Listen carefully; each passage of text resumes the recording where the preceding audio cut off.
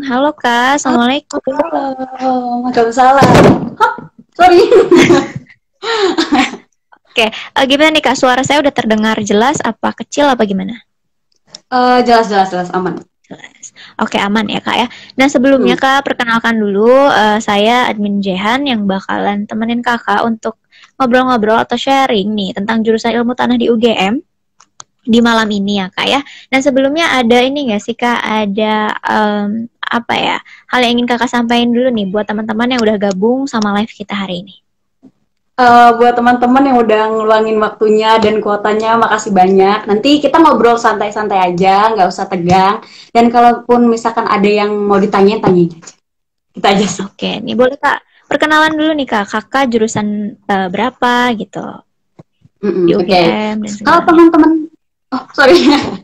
Halo teman-teman semuanya, perkenalkan aku Dini Wanti Rahayu, biasa dipanggil Dini, angkatan 2018 dari Ilmu Tanah UGM. Oke. Nah, Iya. langsung aja ya Kak ya ke pertanyaan pertama. Bisa ini nggak Kak? Mm-mm. Kakak jelaskan lebih banyak nih tentang ilmu tanah ini. Karena kan kayaknya masih apa ya, masih jarang gitu orang-orang mikir ilmu tanah gitu. Apa sih ilmu Benar, tanah tuh benar, gitu. benar, benar, Boleh benar. Kak diceritakan? Oke, setahu aku nih ilmu tanah tuh kita kayak belajar sebenarnya tanah yang kayak apa sih yang cocok untuk lahan pertanian tebu, untuk perkebunan teh dan yang lain-lain. Dan di perkuliahan ini sejauh ini kami belajar tentang cara pembentukan tanah, terus asal usul tanah tuh dari mana, terus bahan induk tanah tuh apa aja sih dan faktor-faktor yang mempengaruhi tanah. Nah, nanti outputnya itu balik lagi ke yang pertama saya sebutin. Jadi ketika kita udah mengetahui karakteristik tanah tersebut, udah tahu oh kalau sifat fisika, kimia, biologinya kayak gini berarti lebih cocok untuk tanaman ini ya, karena mungkin misalkan tanaman ini butuh unsur hara ini yang mostly itu banyak dikandung di tanah ini. Jadi gitu yang kita pelajari. Oke. Nah, kalau di UGM sendiri ilmu tanah masuknya ke fakultas apa ya, Kak? Oh iya, jadi ilmu tanah di UGM ini dan kebanyakan di univ lain juga masuknya di Fakultas Pertanian. Ini ada cerita lucu gini ya Kak. Jadi Boleh, pas boleh, Kak. saya masuk nih, saya masuk kuliah kan, saya bilang ke orang tua saya, Pak, Ma, Dini diterima di ilmu tanah UGM. Mungkin kalau ibu saya tuh udah itu Fakultas Pertanian. Nah, setelah 1 semester nih saya kuliah, akhir semester 1, awal semester 2 kan saya pulang ke rumah. Saya bilang, Pak Dini habis UAS gitu-gitu. Cerita ke bapak saya kan. Nah terus, oh iya, kamu tuh di geografi gimana? Hah? Geografi kan? Jadi setelah 1 semester, bapak saya tuh baru tahu kalau itu di pertanian gitu. Oh, gitu. Astagfirullahaladzim, ya Allah, ampun. Nah, itu juga berarti kan kurangnya informasi ya, Kak ya. Jadi Kakak bisa Bener banget, sekarang bener, bener. sampaikan informasi yang benar gitu ya. Nah, kalau di ilmu jurusan ilmu tanah ini berarti ada di universitas mana aja nih, Kak, selain UGM? Setahu saya itu ada di 22 universitas ya. Jadi ada di UNAN, Universitas Andalas ada, di Universitas Sriwijaya ada, Universitas Lampung, ada di UNS, UPN Veteran Jogja, terus di UB juga ada, IPB ada, terus mana lagi ya? UNRAM, um, banyak deh, pokoknya saya lupa kalau nyebutin satu-satu, Mbak. Oke. Tapi nggak, Uh, maksudnya nggak hanya di UGM gitu ya, untuk di enggak, PTN-nya iya. sendiri. Oke.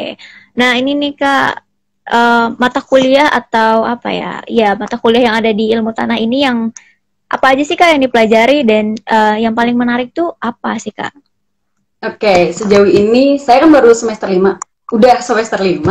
Menurut saya yang paling menarik dan paling ini banget ya kayak ilmu tanah banget itu yang pertama pasti dasarnya ya, dasar-dasar ilmu tanah. Jadi di situ kita belajar ilmu tanah nih kayak terbentuknya oleh apa kayak misalkan batuan atau terus prosesnya gimana, apakah dari pelapukan ataukah dari sedimentasi gitu-gitu. Dan ada satu lagi yang paling saya suka, ini matkul semester 5 namanya genesis dan klasifikasi tanah.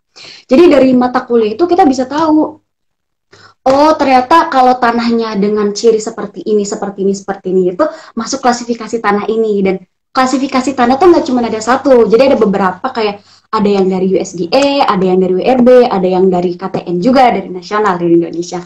Nah dari situ tuh kita bisa tahu, oh ternyata tanah yang selama ini kita pegang tuh tanah ini. Jadi kayak saya tuh kalau lagi ngeliatannya kayak gemes gitu. Sejauh ini sih dua Gemes matkul karena udah itu sih tahu. Kak. Benar, benar, benar, benar banget, benar banget. Nah, ini nih Kak, untuk apakah nanti di semester selanjutnya, misalnya di semester 3 atau semester 5, apakah nanti ada peminatan keilmuan lagi yang lebih menjurus di jurusan ilmu tanah ini, atau departemennya lagi lah gitu Kak, atau gimana nih Kak?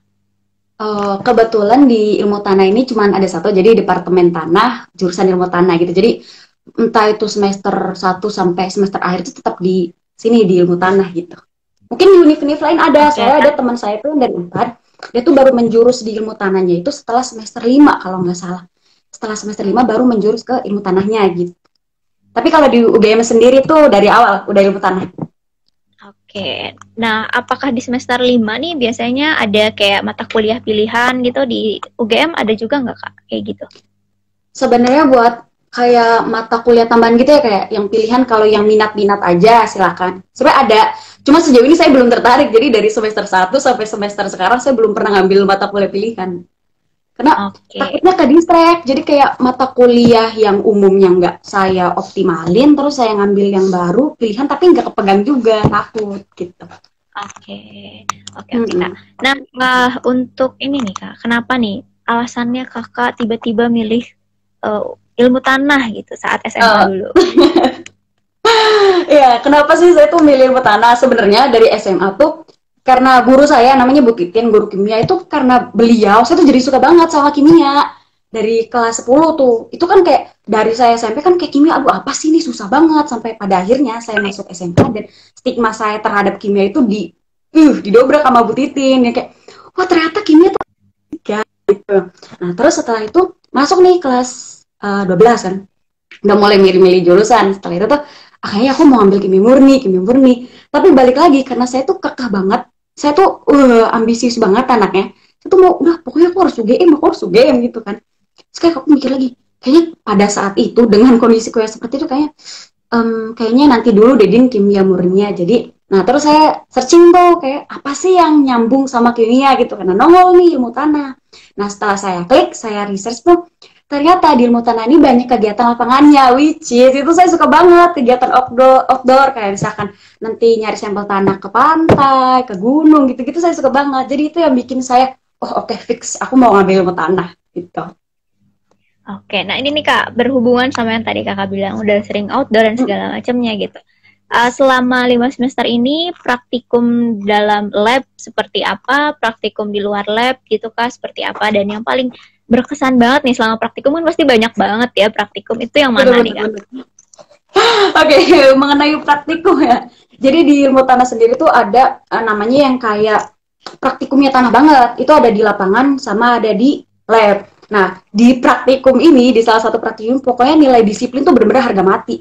Telat 1 menit itu udah nggak bisa masuk lab, dan itu kayak challenging banget sih. Jadi bener-bener kita tuh harus mempertaruhkan, kalau misalkan jam 13.30 masuk, itu jam 1 kita udah semua udah siap di koridor depan gitu, depan lab. Dan di situ praktikumnya, aku senangnya kita bisa langsung kayak, oh ternyata tuh yang kata dosen tuh kayak gini ya, langsung kayak ngelihatnya itu yang bikin senang banget. Apalagi praktikum lapangan kemarin sebelum pandemi itu tanggal 14 sampai 15 Maret kita angkatan saya itu ke Karasambung sama Prof Yunun. Itu salah satu dosen favorit saya, Prof Yunun. Jadi sama beliau itu kita belajar kayak yang di materi yang sudah saya sebutin tadi yang tentang genesis dan klasifikasi tanah. Di situ kita ngeliat, oh ternyata yang kata Prof Junun itu batuan ini tuh kayak gini, kita ngeliat langsung, megang langsung, dan di situ kita kayak susur sungai dan lain-lain. Itu seru banget praktikum ini. Tapi sayang banget gara-gara pandemi kayak gini jadi belum bisa praktikum lapangan lagi. Oke. Kalau praktikum kan ya kayak kita nggak akan bisa lepas dari yang namanya laporan praktikum. Dan itu biasanya kayak apa ya, sosok hantu gitu bagi setiap mahasiswa. Kalau udah habis senang praktikum lah gitu. Nah, ini gimana nih Kak? Bentuk laporannya seperti apa, atau laporan yang kayaknya paling banyak tuh mata kuliah apa sih gitu? Oke. Ini pengalaman saya dari yang tadinya SMA itu kan praktikum kayak mungkin ya praktikum hanya materi-materi yang harus praktikum aja kan. Sampai akhirnya di dunia perkuliahan saya langsung masuk dan itu kayak tiap minggu tuh harus ada praktikum dan laporannya tulis tangan. Masya Allah, itu tulis tangan, bener-bener tulis tangan berapa lembar ya? 5 lembar, buset. Itu kayak Astagfirullahaladzim, itu tantangan yang pertama tulis tangan. Dan yang kedua, aku paling kesel banget kalau nyari jurnalnya ada syaratnya, kayak harus jurnal internasional dengan minimal tahun 2016 dan lain-lain. Belum lagi kalau misalkan salah penulisan dapus, Masya Allah, itu udah bisa ngurangin nilai banget. Saya tuh pernah ngumpulin laporan telat di Yami Panda, dan untungnya asistennya tuh baik banget, masih nerima laporan saya. Pas itu laporan biologi umum sama Ecim, ya Allah, aku ngerjain di perpus sampai bener-bener malam. Habis malam terus langsung kayak langsung gas, langsung telepon kan asistennya, Mbak, Mas maaf tadi saya belum bisa ngumpulin pas praktikum siang jam setengah 2 tadi. Terus langsung, oh ya udah nggak apa-apa deh, sini aja, saya lagi di Yami Panda. Ya udah deh, saya ngumpulin di Yami Panda situ. Dan ada lagi nih, praktikum yang kata saya tadi yang benar-benar yang disiplin tuh harga mati banget. Situ kan kita benar-benar Masya Allah, laporan semua kode, semua huruf itu benar-benar diperhatiin, sangat amat detail. Jadi pernah ya, aku tuh di situ materi tentang pH tanah. pH tanah kan aku nulisnya tulis tangan nih, nulisnya tuh P kecil, H kecil. Nah terus tiba-tiba dicoret sama asistennya, penulisan pH yang bener tuh P kecil, H besar. Kebayangin Mbak, ya Allah, cuma penulisan pH aja tuh diperhatikan kayak itu. Oh my god, astagfirullahaladzim, itu keren banget sih. Jadi kayak dari situ aku bisa lebih belajar, oh ternyata penulisan tuh nggak seremeh itu gitu loh, kayak semua hal tuh harus diperhatiin bener-bener gitu loh. Itu sih seru banget loh yang. Iya, belajar teliti ya kayak dari semua halnya. Benar. Nah ini nih Kak, katanya ada juga yang nanya, susah nggak sih Kak untuk ambil jurusan ilmu tanah ini? Terus apakah praktikum atau ya kerja lapangan itu sesulit itu apa gimana nih Kak? Mungkin untuk masuknya sulit enggak ya, soalnya kan itu pada saat SBM ya udah kayak kita ngikutin semua tes, mau ngambil jurusan apa juga tetap tes dengan soal yang seperti itu kan, SBMPTN. Kalau untuk masuk sih ya menurut saya ya standar kayak teman-teman yang lain, kayak jurusan-jurusan yang lain. Terus untuk di perkuliahannya sendiri, untuk matkulnya enggak sih menurut saya, mungkin lebih ini ya, kayak kita lebih baru beradaptasi itu kan dari SMA yang mata kuliahnya hanya itu aja, terus tiba-tiba masuk dan lebih spesifik gitu loh, kayak misalkan yang ini misalkan ke fisika tanah, biologi tanah itu lebih didalami lagi, dan seiring berjalannya waktu itu pasti kita bisa beradaptasi kok, soalnya kayak nggak langsung susah gitu, nggak, pelan-pelan semuanya, kayak dari umum terus menjurus lagi, nggak berasa susahnya. Itu ya sejauh ini sih yang menurut saya susah itu di laporan lapangannya, laporan pokoknya. Teman-teman mahasiswa juga pasti ngerasain, Mbak juga pasti ngerasain kan, soalnya kita tuh kuliah seru kalau nggak ada laporan. Iya. Makanya itu kayak hal yang paling menakutkan bagi mahasiswa, laporan gitu. Bener. Ya Kak ya. Bener banget. Untuk Kakak sendiri, Kakak masuk ke UGM-nya di ilmu tanah ini ambil maksudnya masuk jalur apa? Terus apakah Kakak juga bisa kasih nih teman-teman infonya kalau misalnya mau cek untuk terus terinformasikan itu ke websitenya di mana? Karena kan kita nggak bisa kita nggak bisa lihat juga kalau misalnya banyak info-info yang salah gitu tentang masuk ke sebuah perusahaan itu. Boleh Kak? Oke. Kalau dari saya sendiri, saya masuk lewat jalur SBMPTN. Kalau sekarang namanya UTBK ya, kalau nggak salah udah ganti ya. Dulu saya masih paper based gitu. Awalnya saya daftar ilmu tanah juga dari SNMPTN. Cuman belum berkesempatan lolos, terus akhirnya masih kekal nih, masih demen nih sama ilmu tanah. Saya coba lagi di SBMPTN. Dan di sisi lain, saya tuh udah daftar UTO, pada saat itu saya udah beli tiket juga. Tapi alhamdulillah dari SBM udah lolos, jadi saya nggak jadi ke Jogja pada saat itu. Terus untuk misalkan, mana sih sumber yang lebih terpercaya mengenai ilmu tanah ini? Karena saya di UGM, saya sih nyaranin coba follow KMIT UGM. Nah dari situ kita bisa dapat informasi tuh sebenarnya kegiatan kita selama kuliah di Kemit UGM tuh ngapain sih, terus ada acara apa aja sih, mahasiswa tuh ngapain aja nih selama ini, nggak cuman kuliah pulang aja, tapi ada beberapa kegiatannya lagi. Umumnya mungkin coba cari. Ini Kakak tahu nggak sih Kak? Gimana? Oke, boleh. Oh ya Kak, boleh dilanjut. Enggak gimana, Mbak dulu gimana? Masalah tentang masih tentang jalur masuk. Ada keketatan untuk masuk ke jurusan ilmu tanah ini di UGM gitu Kak? Misalnya berapa puluh % untuk jalur SNMPTN biasanya. Kalau untuk jalur SBMPTN biasanya berapa gitu Kak? Oke. Untuk keketatan di setiap jalur masuknya ya. Kalau itu saya kurang memahami sih ya, karena katanya yang jalur SNMPTN itu kan lebih ininya dari daerah, kayak misalkan ini UGM, ilmu tanah UGM, berarti teman-teman dari pihak dari ilmu tanah UGM ini lebih memprioritaskan yang dari Jogja, yang dari Jawa Tengah, yang gitu. Kalau untuk SBMPTN itu mungkin lebih ketat ya menurut saya dan terus untuk UTUL itu karena lebih spesifik di UGM-nya lagi itu lebih susah lagi karena emang ini yang bener-bener mau masuk di ilmu tanah UGM yang daftar gitu loh dan pasti kayak itu lebih susah menurut saya. Untuk tingkat keketatannya entah berapa persen saya kurang mengerti sih Mbak, belum terlalu paham. Oke Kak, terima kasih Kak untuk gambarannya sedikit nih buat adik-adiknya. Nah untuk ini nih Kak, buat maba-maba yang udah masuk nih, udah masuk ilmu tanah di semester 1, semester 2 itu kan kayak kadang masih ada yang bingung, aduh ikutan UTBK lagi nggak ya tahun depan? Bener. Atau gimana nih gitu untuk bisa bertahan 4 tahun ke depan gak gampang gitu ya. Terusan gitu. Oke, buat teman-teman ilmu tanah yang baru join, yang baru masuk, mungkin ini istilah kasarnya gini, saya salah jurusan gak sih di sini? Itu kan ya Mbak ya, poinnya itu kan. Buat teman-teman yang baru join, yang baru masuk, mungkin teman-teman ngelihat kita, ngelihat kami, saya salah satunya yang dirasa lebih punya pengalaman di sini pun itu masih butuh banyak penyesuaian, kayak misalkan entah itu circle pertemanan, terus sistem pendidikannya juga itu pasti banget, pasti ada penyesuaian dan adaptasi itu terus ada. Untuk teman-teman yang baru join dan udah ngerasa kayaknya saya nggak cocok nih di sini, coba dulu jalanin dulu, jangan langsung rasa nggak bisa nih saya di jurusan ini, nggak kayak gitu konsepnya, nggak langsung kayak saya masuk saya nggak suka udah saya balik, no, nggak kayak gitu. Mungkin ya kalau misalnya kayak saya dari awal saya kan maunya tadinya kimia murni, terus sampai akhirnya saya di ilmu tanah. Kenapa sih saya nggak SBM lagi, kenapa saya nggak nyoba lagi di kimia tanah? Karena saya mikir gini, kayaknya Tuhan nih ngarahin saya di ilmu tanah karena memang jalur saya untuk berkembang tuh ya lewat ilmu tanah, dan mungkin aja kalau misalkan saya nggak di ilmu tanah ini saya nggak akan berkembang dan saya nggak akan ada di sini, saya nggak akan jadi dini yang seperti ini. Jadi kayak buat teman-teman semuanya, coba dulu, jalanin dulu, ayo kita beradaptasi, kalau benar-benar udah nggak cocok baru keluar dah gitu. Ya bener, jalanin, intinya dulu jalanin gitu. Ini Kak tadi kan menyinggung tentang usaha kakak buat masuk UGM nih, katanya tadi kan kakak bilang ambisiusnya saya dan segala macam. Nah untuk lingkungan belajar sendiri nih Kak di jurusan ilmu tanah di UGM, apakah mahasiswanya ya bisa dibilang banyak yang ambisius atau atau udah praktek apa gimana nih Kak? Oke, ini mungkin sebentar saya mau ketahui dulu sebentar.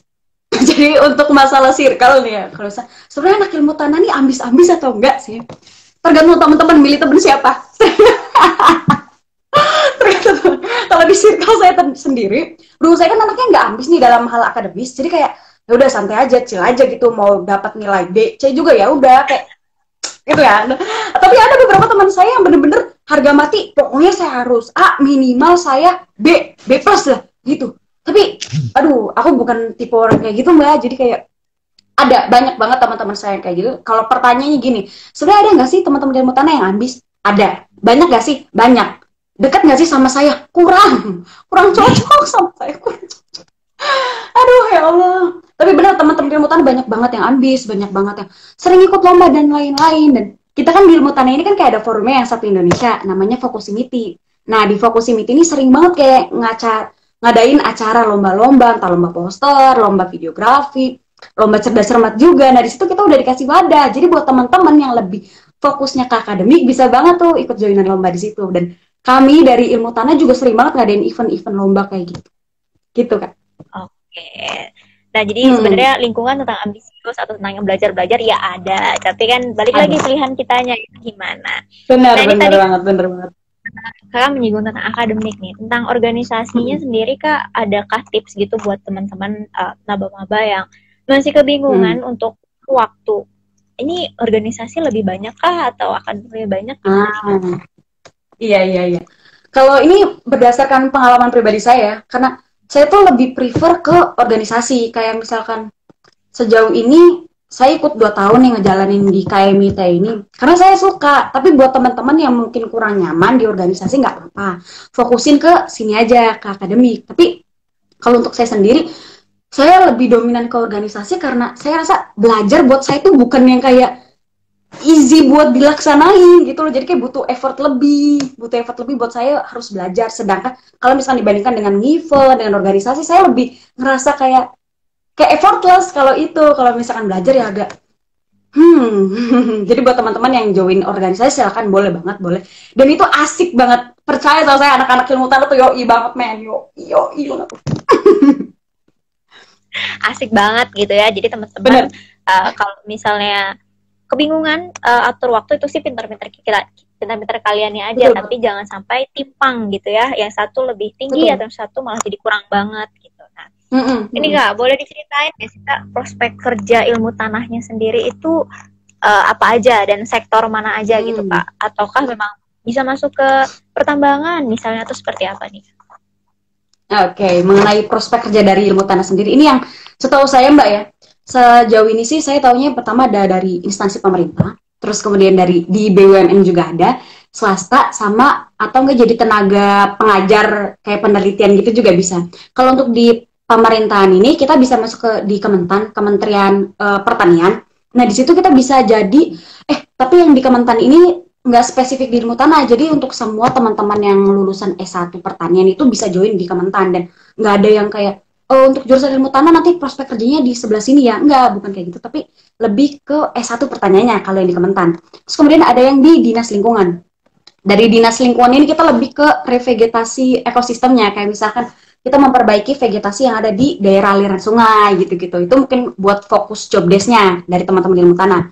Terus ada yang di BUMN itu, kalau di BUMN aku kurang paham job desk-nya ngapain aja, tapi ada beberapa rekomendasi menurutku nih, dan kata teman-temanku, kata angkatan Nakes, itu ada di PTPN, Perkebunan Nusantara, terus ada di PT Raja Wali Nusantara Indonesia, itu bisa. Cuman saya kurang tahu nanti job desk-nya kita di BUMN itu ngapain aja.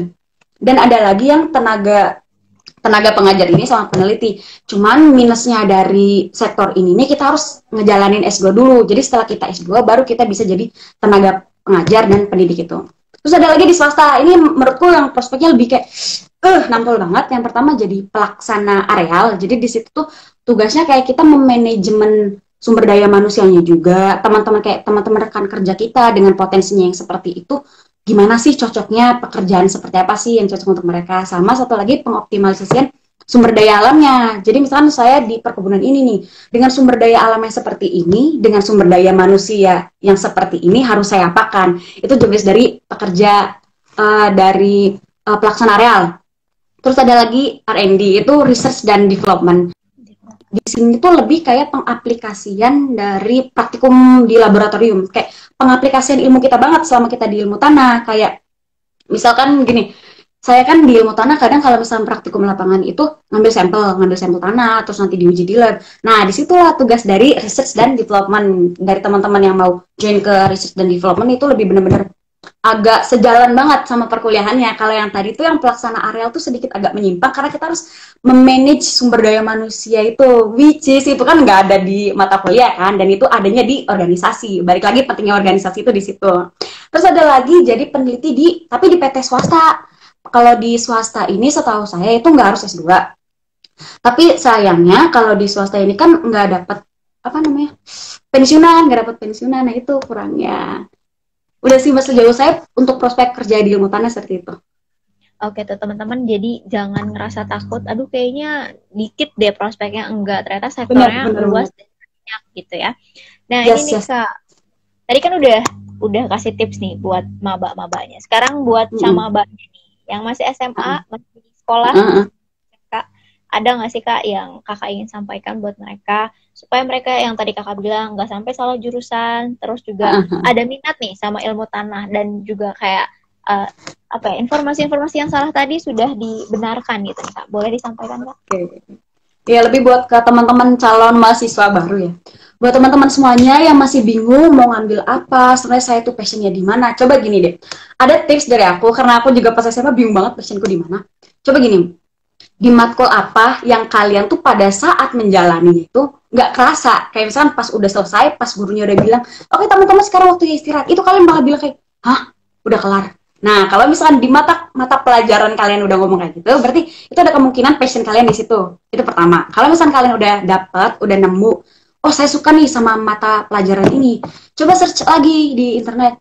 Apa sih yang berkaitan dengan mata pelajaran, mata kuliah, dengan mata pelajaran ini? Nanti nongol tuh prodi apa aja. Kalau misalkan salah satunya itu menurut teman-teman, oh bisa nih saya cocok di sini, lebih dalamin lagi, kayak misalkan kayak saya tadi, saya lebih, oh yang sering jalan-jalan mana nih, yang lebih banyak kimianya mana nih, nol itu ilmu tanah. Setelah nol ilmu tanah baru tuh saya research lagi tentang ilmu tanah tuh ngapain aja sih, ilmu tanah tuh apa, dan prospek kerja ilmu tanah tuh bagaimana, itu bisa tuh. Dan mungkin buat teman-teman yang masih bingung juga, dan bisa banget join ke ilmu tanah ini, karena ilmu tanah tuh nggak sesempit itu. Ilmu tanah tuh nggak yang kayak ilmu tanah ada di Fakultas Pertanian, berarti konsennya di pertanian doang. No, nggak kayak gitu. Prof. Junun itu dosen favorit saya itu pernah bilang kayak gini, ilmu tanah tuh nggak sesempit itu. Jadi kayak ilmu tanah ini sebenarnya dibutuhin di banyak bidang. Kayak gini misalkan, Mbak tahu Charles Pangeran nggak? Yang ini jalan dari, kalau dari daerah saya kalau mau ke Bandung lewat Sumedang itu lewatin Charles Pangeran kan?